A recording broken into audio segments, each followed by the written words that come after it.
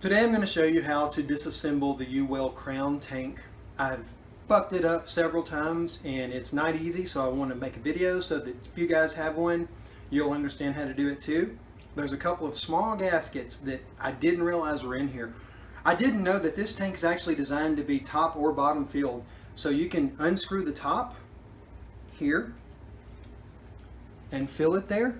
There's a small white gasket right there, a little small gasket. You got to take a note of that. Make sure you take a note of that and you understand that that's there. And then here as well, it's much harder.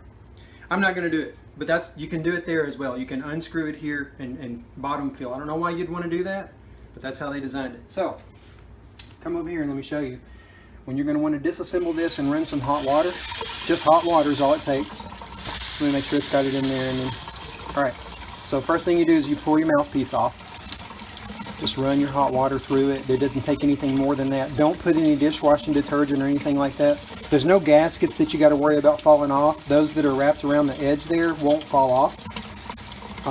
The lip pieces always have your saliva gunked in there, and the heat will crystallize it, turn it into crust. Just make sure you use your thumbs and really wipe that off.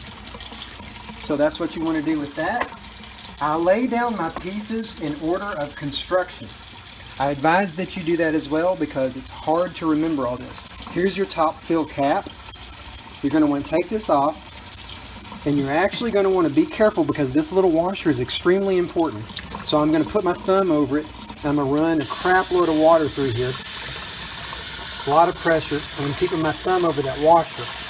If you want to take the washer off and clean that as well, I'm not going to do that. I'm just going to leave it in there just like this. And see the washer? Can you see that it's in there? Make sure it stays in there. It's important. It'll leak. I'm going to leave that right there. And then the next thing I'm going to do is I'm going to unscrew this top piece. I don't care if my atomizer gets wet, by the way. You will, if you're planning on reusing your atomizer, if you're just cleaning it, do not get your atomizer wet. You will screw them up. There's a small gasket around this tank, and I am going to clean this tank, pull that gasket very, very carefully off. Just run my finger through here and clean the tank. The gasket's going to go, I'm going to put it on the top so that I understand that it's the top part, right next to the glass. It actually goes down into this small ridge right here. And look at that, that's a little piece of gasket coming off right here too. The kit that comes in a new package has an additional gasket though, so that's pretty cool. You normally fill from the top down. Just remember how it looks. That's the top part. It's actually going to be here in order of assembly, because this goes up into it like that. So I'm going to put that there and lay that gasket there. You want to make sure you know where the gaskets go. That's the issue here. All right, so this piece is actually kind of tough. Believe it or not, I'll show you this. I keep some pliers next to the sink because of my tanks that I'm disassembling. But I'm just going to, again, I'm not afraid to get this atomizer wet because I'm not going to reuse it. But you will want to not get yours wet if you plan on reusing it, if you're just cleaning it. So, there, the piece is really tough to loosen up. So I've got that loosened up. Okay, this is really important right here. There's a small gasket down in here. I am not going to remove that, but if you do remove it, make sure you know where it goes. There's another one of those gaskets right here, just like on the top feel. Exact same gasket. When I disassembled mine the first time, I forgot to put this back in, and it resulted in a bunch of fluid leakage. I didn't know what I did wrong, and there it is. It's shifting around. So you'll want to keep your fingers like this or something so that you do not lose that gasket. In fact, I'm just going to leave it in there. I'm going to rinse off really good, leaving it in there. It's very important that stays in. That's the bottom one next to the atomizer. And now I'm going to grab this atomizer. I'm going to have to use my pliers again. I'm not grabbing the air ventilation click. I'm grabbing the bottom piece with these notches here.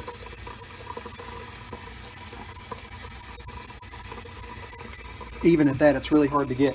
I find that if I get a paper towel and have it just a tad wet, just a tad, that I can really get a good grip on these things. Let's see if that's true.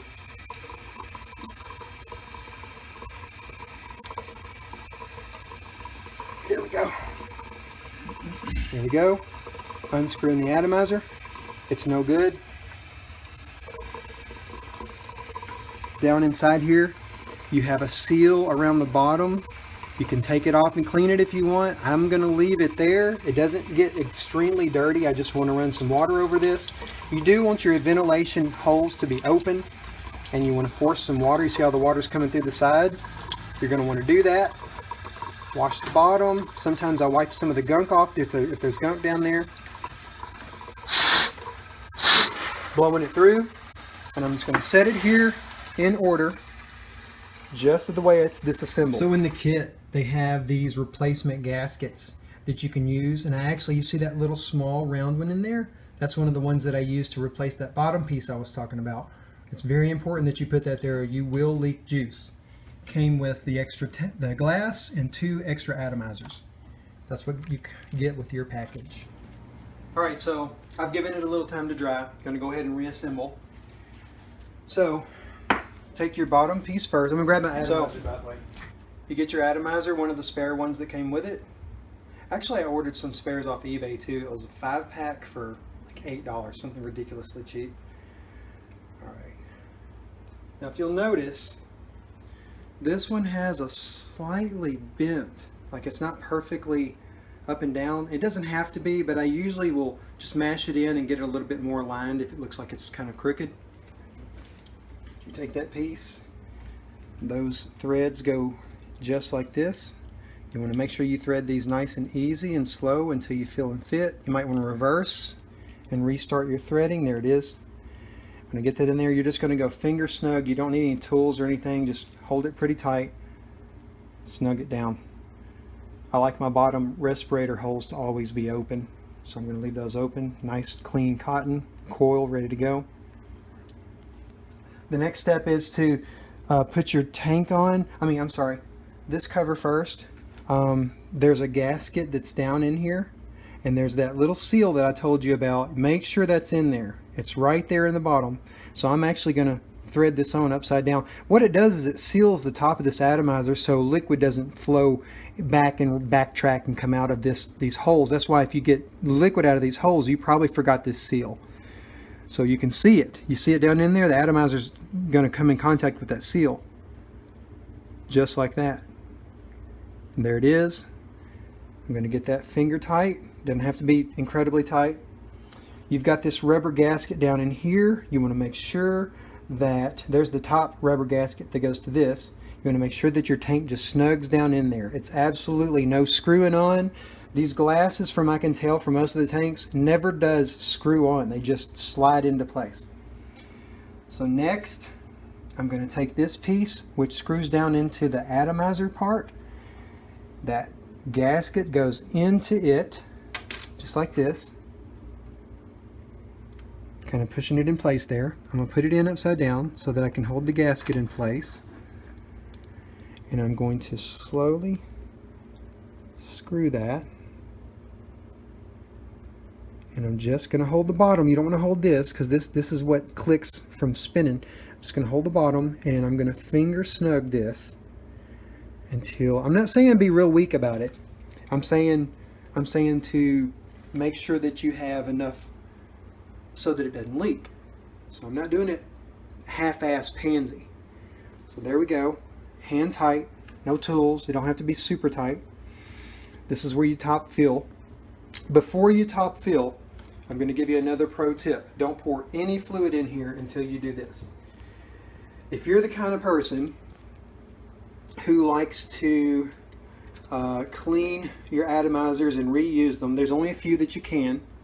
But if you're the kind of person that does that, before you fill this with any fluid, you're going to want to assemble it to this level, and then you're going to want to put it on your mod and see if your mod detects the atomizer. If the mod doesn't detect the atomizer, then the atomizer's blown, or your contact point isn't making good contact. So before I put any fluid in there, I'm gonna make sure that my mod. So I've got my Wismec RX200S, and I'm going to, you can come up here and see this.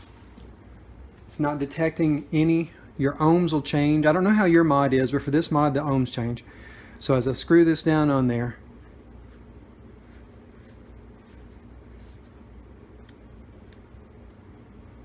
it's tight now, and 0.21. So yep, it's a sub ohm that does register. I'm going to leave these wide open. I'm going to fill it up with some juice, and we'll show you how it hits.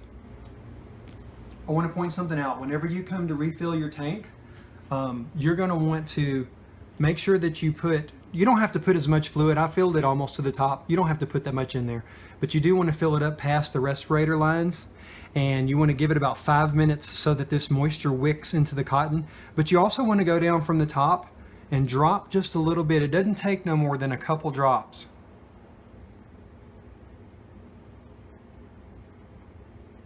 Maybe 3. That's all you got to do, because the liquid's going to wick up into the cotton from the bottom up, and then you want the top down to meet it. Because if you don't have your cotton thoroughly wicked before you first start hitting it, and it's gotten really moist, then you're going to burn that cotton, and you're going to fuck up another atomizer quick, and you're going to go through atomizers, and you need to not do that. So you're trying to conserve it. Make sure that you do that. Put about 2 or 3 drops down there. Also, the top piece that has that little washer I was telling you about, so I'm going to put that on the top fill, and I'm going to screw this down so lightly. You do not need to go super strong on this. These things get hot, it'll want to seal a little more than that, so I'm going to absolutely just go on. I swear it's just finger, barely. I felt some resistance and I stopped, and it will not leak out. I've been using this for a good 2 weeks now, 3, and it is a nice hard hitting tank. The last step is going to be to come over here and get your mouthpiece, which has been drying. It's all good. You do not screw these on. I've seen people do this. It is the incorrect way. You just simply push it straight down, just like that. I'm going to give it 5 minutes to wick in there, and I'm going to show you how it goes. I've let it wick in there. I've got my Wismec here, the Relo RX200S. That's why the big display, AMOLED display on the front like this and not sideways. That's really the only difference with the S. But anyways, I got that tank on there, the Crown, Uwell Crown, 75 watts.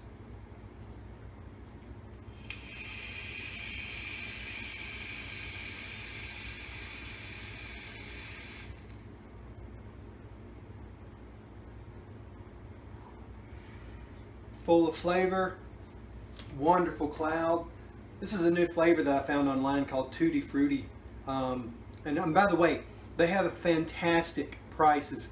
You get 100 milliliter bottles, and that's buy 3 get 1 free. So essentially, I've got 400 milliliters for about $35, free shipping. Great deal. I highly recommend them. I'll put their website down into the link underneath this if you want to get your liquid. They do nicotine as well. This is 3-nic. But this tank is not leaking. If you'll come look at this, it's not leaking at all. Not a single drop. Crystal clear. You're getting the respirator. You want to see those bubbles. That means that it's almost like a carburetor. You want your gas and your air to be mixed perfectly in your carburetor or your fuel injector or whatever it is. Old cars with carburetor, that's why I said carburetor, but it does the same thing. If you'll notice when I take a hit, you're going to see bubbles come up and you want to see that. That means that you're getting the right flow of liquid as you inhale.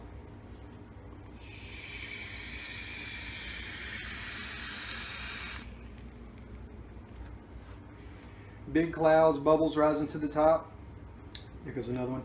Tastes so good. Tastes so good. I'm going to close it out with a nice little cloud in your face.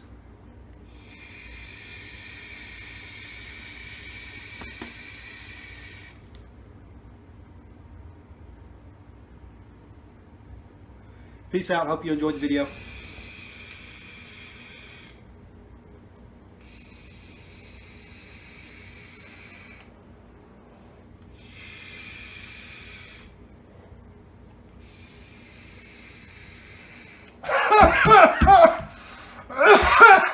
I'm okay.